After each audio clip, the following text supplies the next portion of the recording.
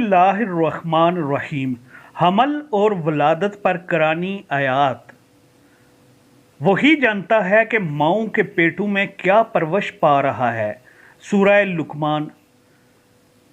इसने तुमको एक जान से पैदा किया, फिर वही है जिसने इस जान से इसका जोड़ा बनाया, और इसी ने तुम्हारे लिए मवेशियों में से 8 नर और मादा पैदा किए। वो तुम्हारी माओं के पेटों तीन तीन तारीख पर्दों के अंदर तुम्हें एक के बाद एक शक्ल देता चला जाता है। सूरतुल ज़ुमर।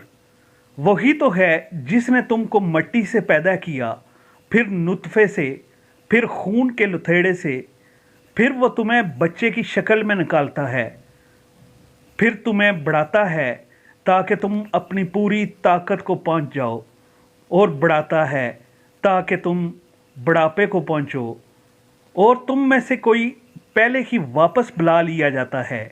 ये सब कुछ इसलिए किया जाता है ताकि तुम अपने मुकर्रर वक्त तक पहुंच जाओ, और इसलिए कि तुम हकीकत को समझो। सूरह अल-मोमन।